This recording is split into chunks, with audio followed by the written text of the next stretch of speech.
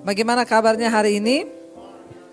Luar biasa karena kita punya Tuhan yang luar biasa. Iya, bulan ini masih dalam tema keuangan yang sehat ya, kesehatan keuangan. Saudara, sebagai orang percaya tentunya Tuhan itu mau. Kita ini masih ada di dunia, saudara.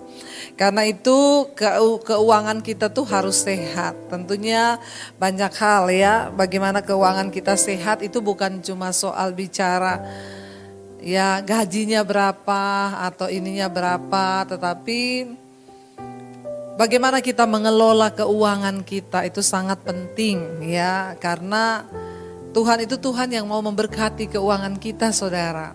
Tapi kalau kita salah mengelola atau kita tidak siap, maka ya keuangan kita nggak akan pernah sehat. Nah, hari ini ya dalam tema kecil yaitu bekerja dalam perspektif kekristenan. Bagaimana pandangan ya pekerjaan itu di dalam kekristenan. Mari kita lihat bersama Pengkhotbah pasal yang ke-9 ya. Saya rindu kita baca mulai ayat yang ke-7. Pengkhotbah pasal yang ke-9, kita baca ayat yang ke-7 dulu.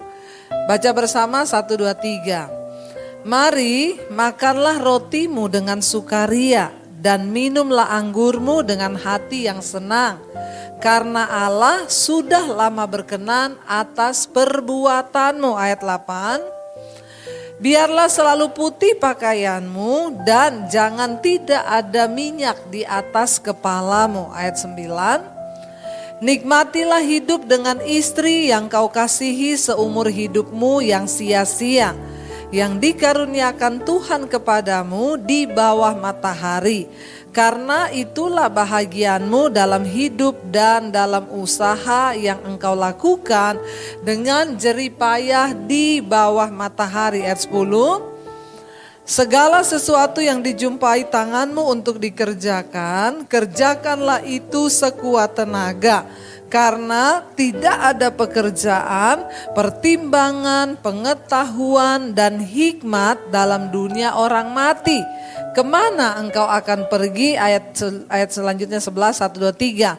Lagi aku melihat di bawah matahari bahwa kemenangan perlombaan bukan untuk yang cepat dan keunggulan perjuangan bukan untuk yang kuat. Juga roti bukan untuk yang berhikmat, kekayaan bukan untuk orang yang cerdas, dan karunia bukan untuk yang cerdik cendikia.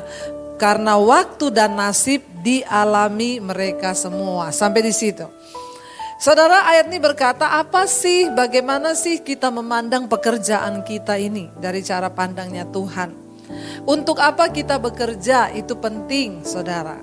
Kalau engkau bekerja untuk memperoleh kekayaan, maka engkau salah. Kenapa banyak orang stres? Kenapa banyak orang tidak bersyukur? Karena dia berpikir dia tuh bekerja untuk kaya. Siapa yang mau kaya? Nggak mau loh. Saudara mau kaya nggak? Jangan pura-pura. Yang mau kaya angkat tangan. Saya mau. Ya, siapa yang mau kaya? Oh, baru angkat tangan. Memang itu jemaat Kristen ini pencitraan semua.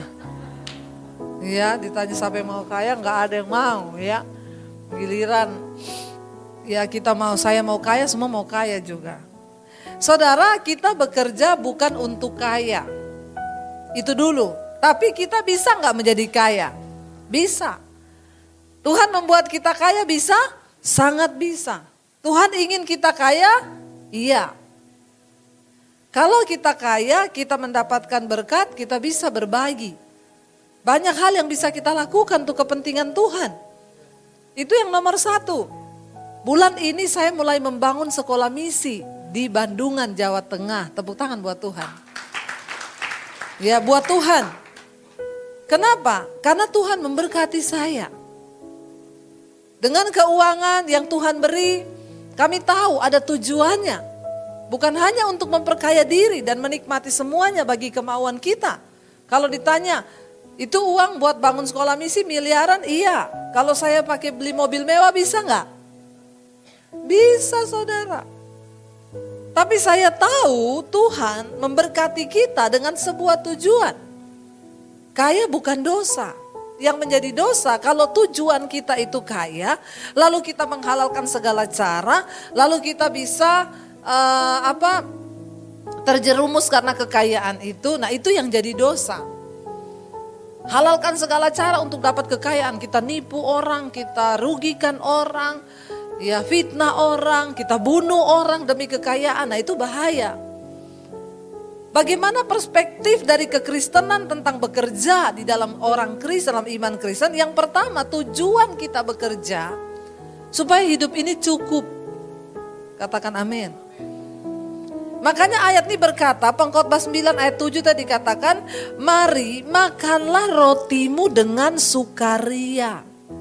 Kenapa ayat ini tidak bilang makanlah dagingmu? Karena semua pada zaman itu kebutuhan utama, makanan utama yang pokok itu roti. Ayat ini tidak bilang makanlah dagingmu yang berlimpah-limpah itu dengan sukaria. Kalau orang makan daging sukaria biasa, kecuali yang darah tinggi kolesterol. Makan daging takut, makan sambil cemas-cemas deg-degan. Waduh, nanti naik nggak ya kolesterolnya? Ya, tapi ayat ini bilang makanlah rotimu dengan sukaria. Kalau kita bekerja, kita dapat berkat, kita bisa cukup makan roti saja, makan nasi. Kalau zaman kita di Indonesia ini sekarang nasi loh. Kalau saya ganti dengan kebutuhan kita di sini, makanlah nasimu dengan sukaria. Buat apa kita bekerja? Supaya kita dapat hasil, kita bisa makan itu dulu. Kita gak jadi batu sandungan buat orang. Upah gaji kita, jerih payah kita cukup buat beli roti. Nah, ketika kita bisa makan roti setiap hari, firman Tuhan bilang, makanlah rotimu dengan sukaria. Orang yang bersyukur itu lebih berbahagia, saudara, daripada orang kaya yang gak bisa bersyukur. Kita cuma makan bubur aja dengan ucapan syukur, itu nikmat. Itu bahagia, saudara. Ya, ini loh tujuannya, makanlah rotimu dan minumlah anggurmu dengan hati yang senang. Zaman dulu itu anggur memang, ya mereka semua bertanam anggur. Jadi mereka minum anggur, bukan seperti kita di sini, anggur itu minuman yang mahal.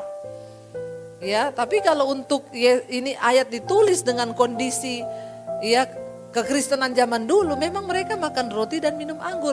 Bukan roti atau anggurnya, bukan daging atau nasinya, tetapi dikatakan dengan sukaria dan hati yang senang, itu dulu. Ya, jadi kita makan itu dengan rasa cukup, dengan sukaria, hati yang senang. Itulah tujuan Tuhan bagi kita.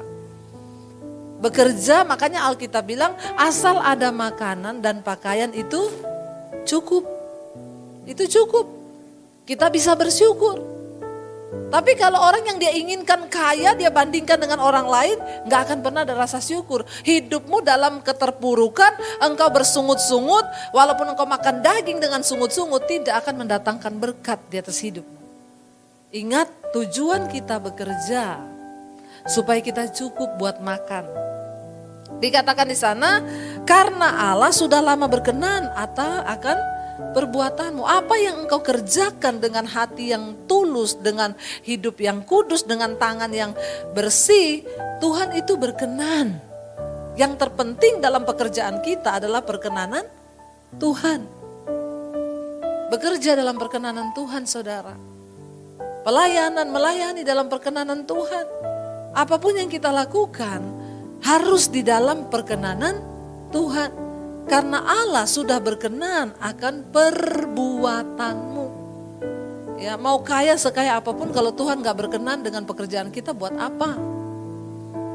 Lalu ayat yang berikutnya di sana dikatakan, saudara, biarlah selalu putih pakaianmu dan jangan tidak ada minyak di atas kepalamu. Dalam hidup ini yang terpenting, jaga jubah kekudusan yang Tuhan beri kepada kita.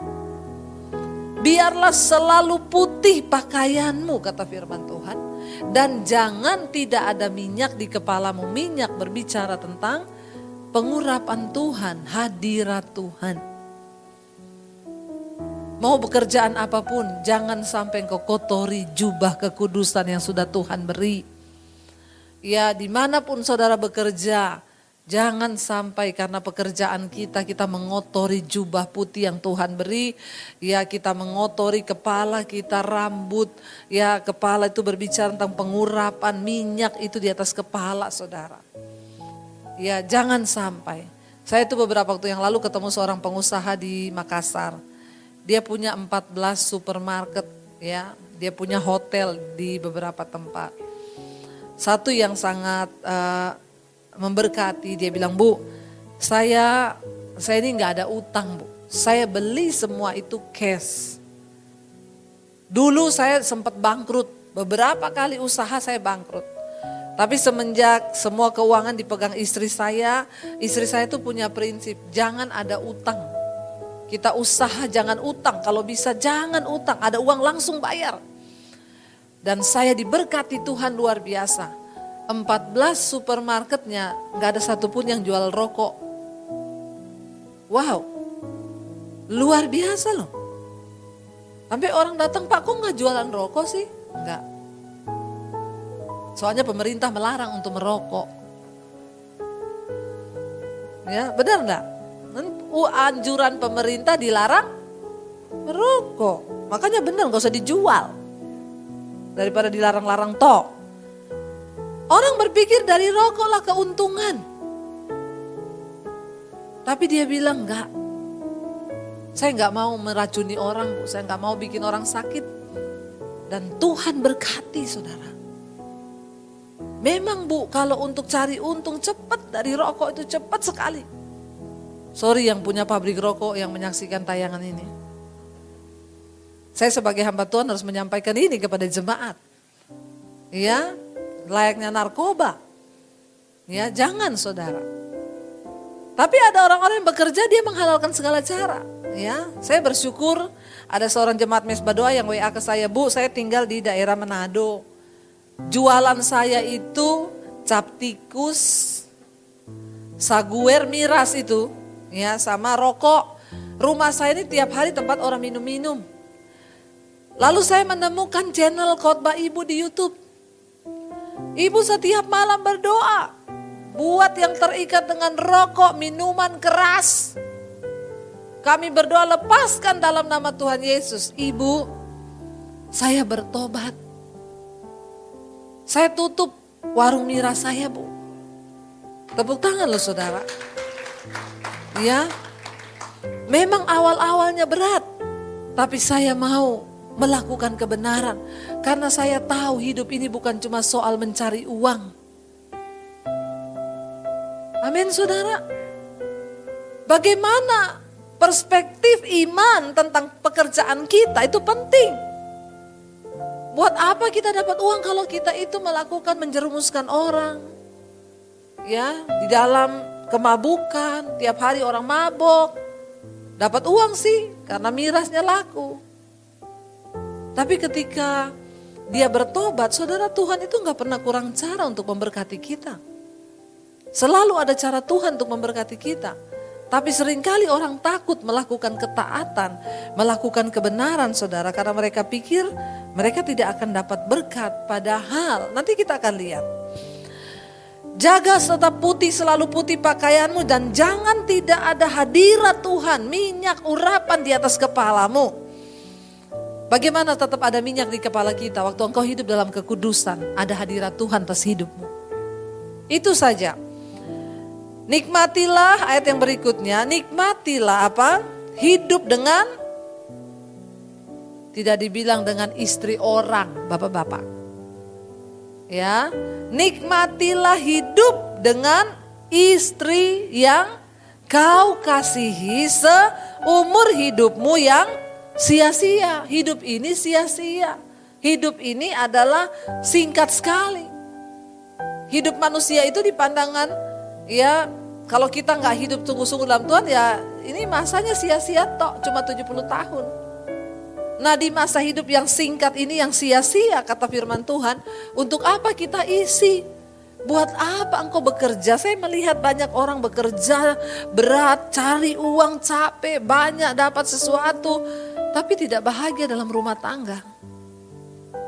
Tidak hidup bijaksana dan tidak hidup Ya, nikmati istrinya yang kau kasih seumur hidupmu yang sia-sia. Buat apa kita dapat uang banyak kalau hubungan rumah tangga rusak? Bapak-bapak, engkau punya uang banyak tapi engkau tidak bisa menikmati istrimu yang sudah diberikan Tuhan kepadamu. Ya, untuk apa saudara? Ada yang mencoba waktu punya uang, coba-coba perempuan di luar. Engkau melakukan dosa, tidak akan pernah bahagia hidupmu.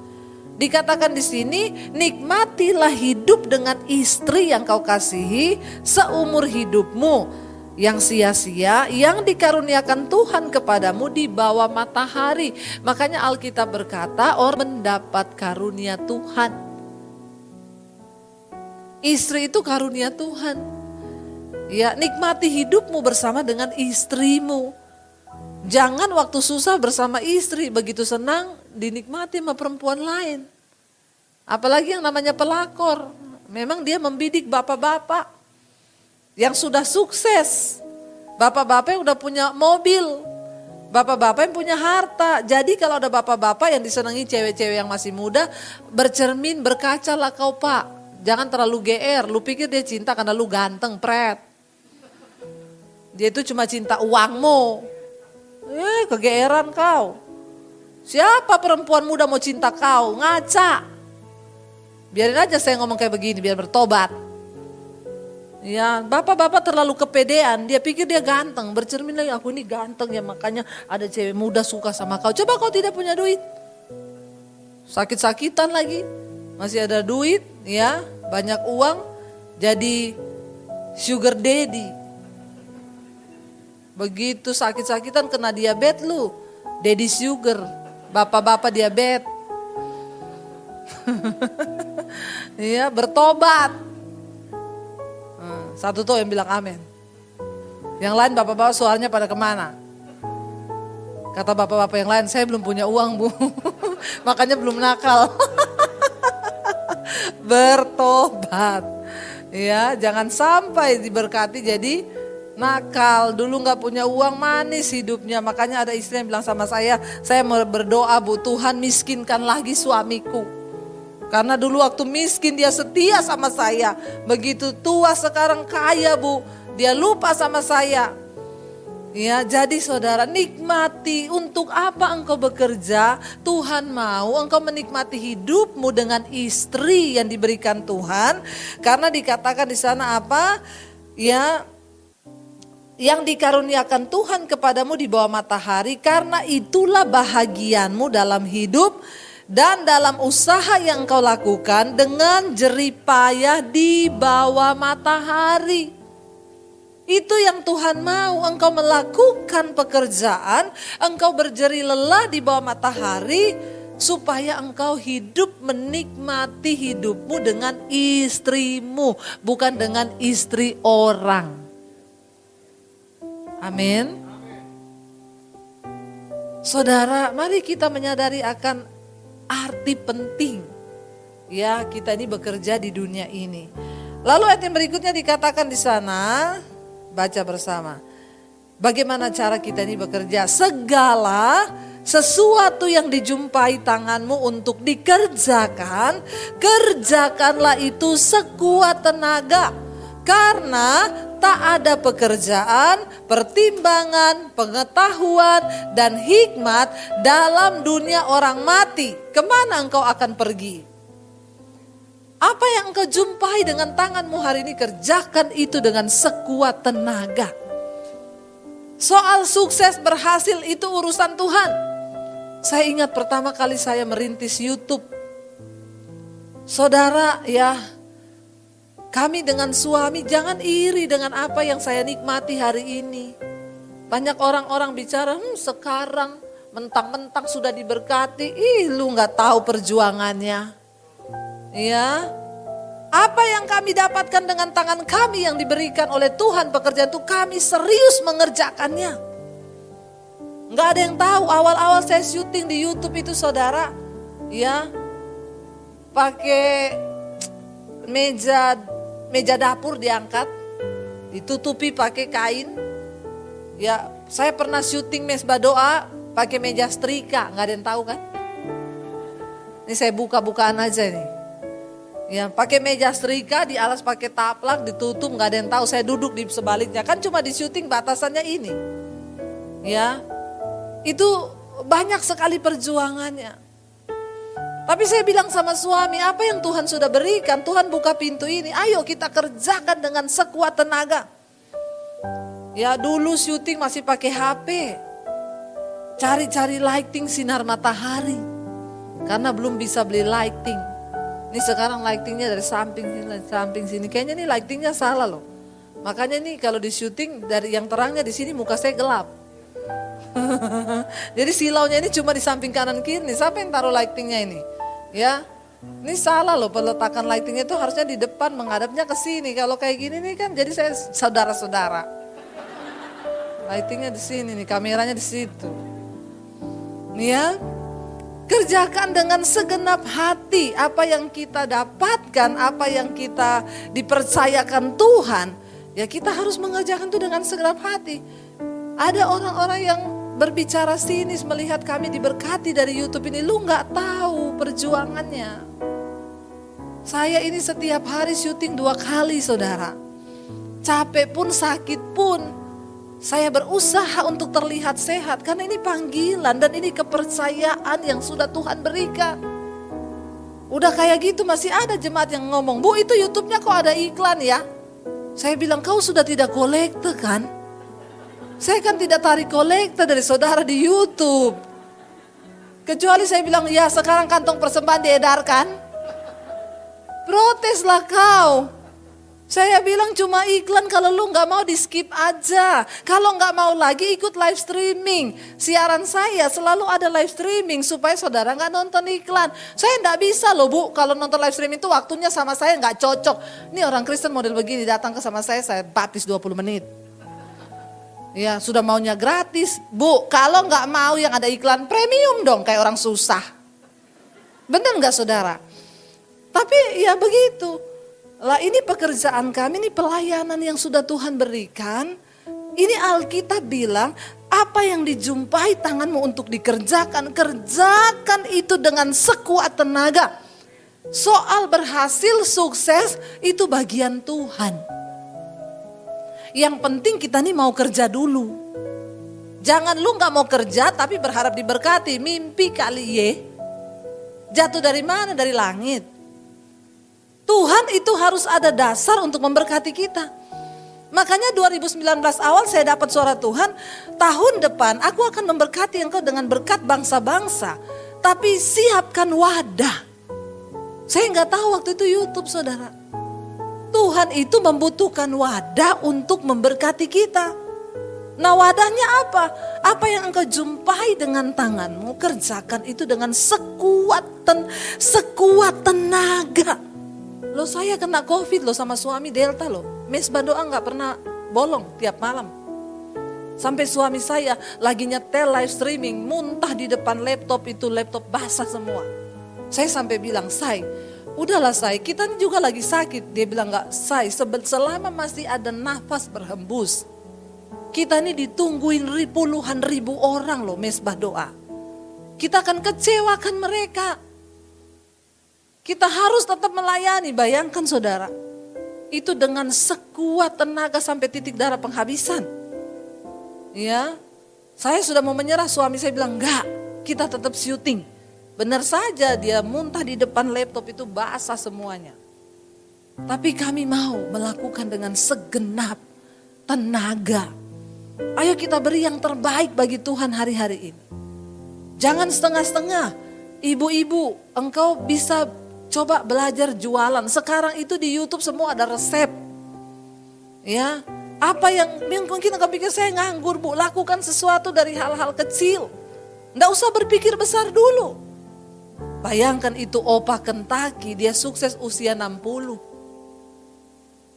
Mana di sini yang usia 60 angkat tangan? Cuma satu orang, yang lainnya masih muda semua toh. Berarti kita lebih daripada Opa Kentucky ya. Dia tawarkan ayamnya dari pintu ke pintu. Dia tawarkan ayam gorengnya. Loh, di usia 60 dia tidak lelah bekerja. Tuhan buka pintu. Kita nggak pernah tahu pintu apa yang akan terbuka. Tapi kerjakan apa yang kau dapati dengan tanganmu diberi Tuhan. Dengan sekuat tenagamu. Jangan bersungut-sungut. Saya temui di tengah masa pandemi ada ibu-ibu yang cuma tinggal punya uang 900.000. Mulai jualan ayam. Ya, ayam goreng. Dia bikin 2 ekor ditawari enak. Sekarang saudara diberkati Tuhan luar biasa. Bahkan dia bisa menjadi berkat bagi banyak orang. Ya, asal kerjakan apa yang dijumpai oleh tanganmu. Yang terakhir saudara, kita lihat dikatakan, kenapa? Karena ayat ini bilang tidak ada lagi hikmat, tidak ada lagi pertimbangan, tidak ada lagi pekerjaan di dalam dunia orang mati. Selama kita masih diberi hidup, bekerja.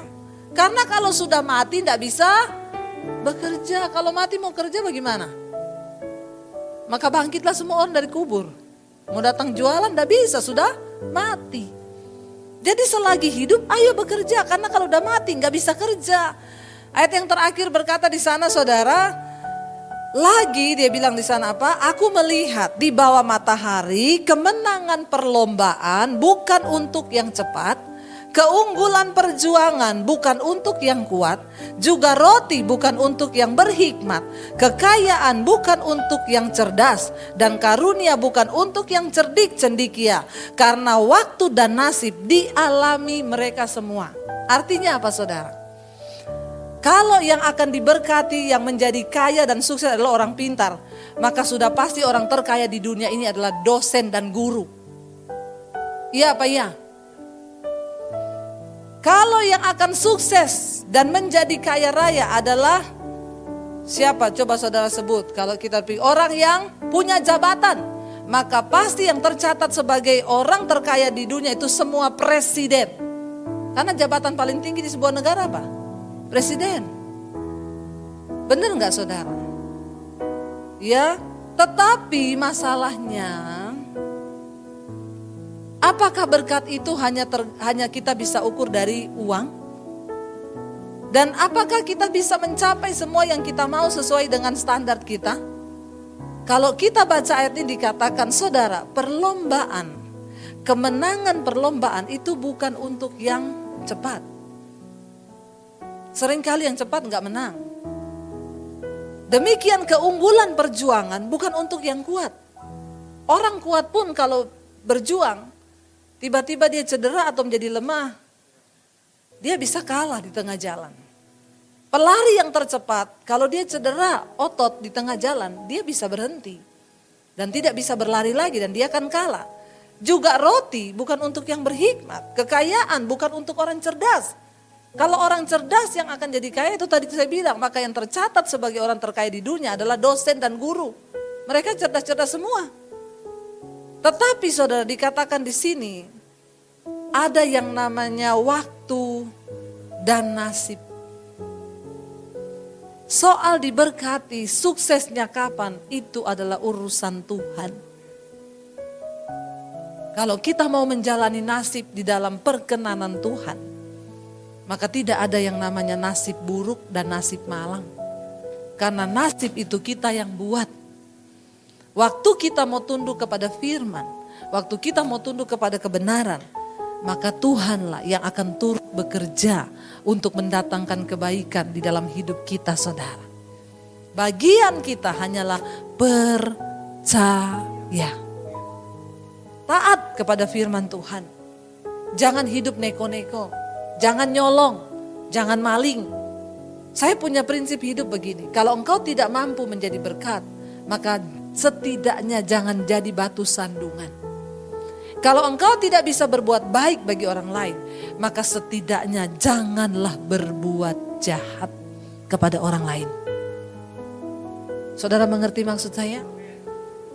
Dan hidup ini akan kita nikmati. Bagaimana cara pandang menurut iman Kristus dalam pekerjaan?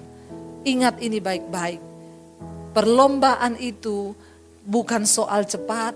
Perjuangan ini bukan soal yang terkuat. Karena yang tercepat bisa cedera di tengah jalan. Karena yang terkuat bisa tiba-tiba menjadi lemah. Tapi nasib, waktu, Itu akan kita alami semua waktu kita berjalan bersama dengan Tuhan. Saya undang para imam musik maju ke depan. Saudara, ya mari kita melihat cara pandangnya Tuhan di dalam hidup kita. Supaya hidup kita ini juga tidak menjadi sia-sia.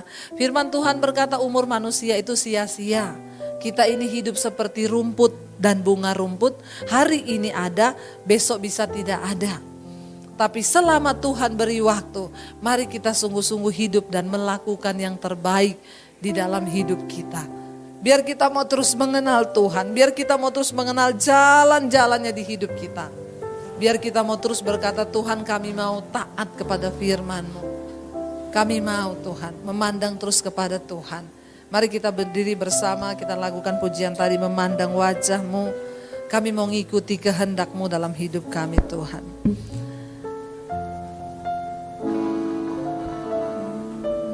Memandang wajah-Mu, mengikuti kebaikan-Mu, mengejar hadir-Mu dalam hidupku. Kami bawa sembah kami, membawa sembahku, menyatakan kebesaran-Mu, mengejar hadir-Mu dalam hidupku. Lebih lagi katakan memandang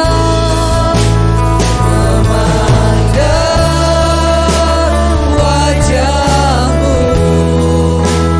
mengikuti kebaikan-Mu, mengejar hadir-Mu dalam hidupku. Kami bawa sembah kami, membawa sembahku, menyatakan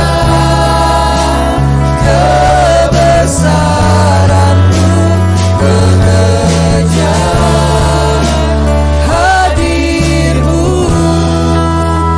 dalam hidupku. Mari kita tundukkan kepala. Saudara, hidup ini bukan hanya soal mencapai semua yang kita mau. Tapi hidup ini soal mencapai apa yang Tuhan mau di hidup kita.